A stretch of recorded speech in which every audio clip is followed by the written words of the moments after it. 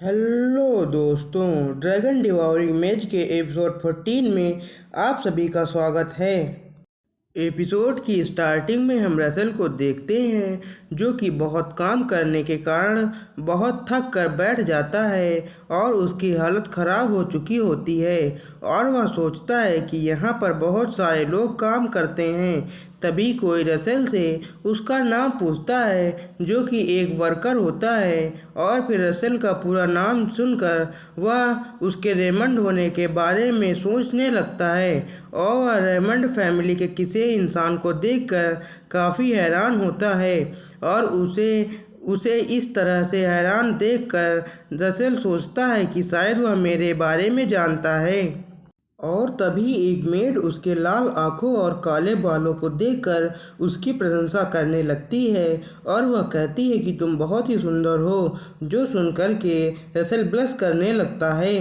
मगर तभी एक दूसरा वर्कर वहां पर आकर रसेल की बॉडी और बाइसेप्स की प्रशंसा करने लगता है, जिससे कि रसेल काफ़ी ऑकवर्ड फील करने लगता है। जिस पर वह वर्कर रसेल को मारते हुए कहता है कि मैं सिर्फ मजाक कर रहा था।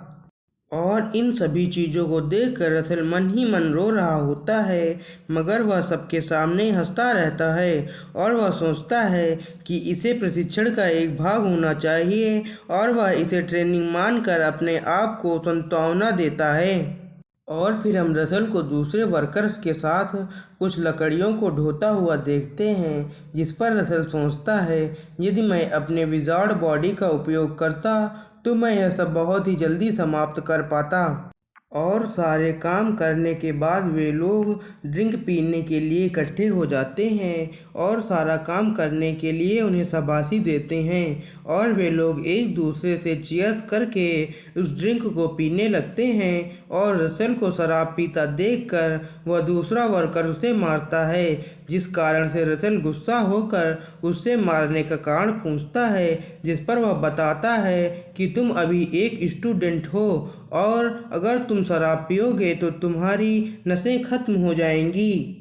जिस पर रसेल सोचता है, अरे नहीं, मैं भूल गया था कि मैं अभी भी एक स्टूडेंट ही हूँ, मैं अपने मशीनरी के दिनों में खो गया था। मगर तभी वह बूढ़ा वर्कर उसे दूसरे वर्कर्स को समझाते हुए रसेल को थोड़ी सी ड्रिंक दे देता है और कहता है कि इस तरह के दृश्य के साथ शराब न पीना एक पाप होगा। और फिर हम उनके सामने सूरज को डूबने का नज़ारा देखते हैं, जो देखने में बहुत ही ज़्यादा अच्छा लग रहा होता है। मगर तभी उन्हें एक आवाज़ सुनाई देती है जो कहती है कि बिना नाश्ता किए शराब पीना भी एक तरह का पाप है। और हम वहाँ पर हेडमेड को नाश्ता लेकर आता हुआ देखते हैं और वह लोग फैमिली में एक नए मेंबर को देखकर खुश होते हैं और वह सभी लोग एक साथ बैठकर खुशी खुशी नाश्ता करते हैं। और हेडमेड रसेल के साथ सभी लोगों को हंसता खेलता देख रही होती है और फिर इसी तरह से रसेल का पूरा सप्ताह हेडमेड के सिखाए अनुसार काम करने और सभी लोगों के साथ लंच और रात को आसमान की तरफ देखकर सोचता हुआ और सोता देखकर दूसरे वर्कर्स की मदद करके निकल जाता है। और फिर रसेल सप्ताह के आखिरी दिन गार्डन में बैठकर आसमान को देखते हुए सोचता है कि कल मेरा यह सप्ताह पूरा हो जाएगा। उसे उन सभी वर्कर्स को छोड़कर जाने की बात सोचकर बेचैनी हो रही होती है। तभी वहां पर हेडमेड आकर रसेल से पूछती है, लगता है यह जगह आपको बहुत पसंद है। जिस पर रसेल खड़े होकर हेडमेड से हेलो बोलता है, जिस पर वह कहती है कि आप एक दिन में कितने बार मुझसे हेलो बोलोगे। जिस पर रसेल हंसते हुए कहता है, क्या मैं ऐसा अक्सर करता हूँ? मैं यह सब बिना सोचे समझे करता हूँ, इसलिए मुझे पता नहीं है। जिस पर हेडमेड रसेल से फिर से पूछती है कि क्या आपका इस स्थान पर आने का कोई कारण है। जिस पर रसेल आसमान के तारों को देखते हुए कहता है कि अगर मैं यह कहूँ कि मुझे किसी की याद आती है।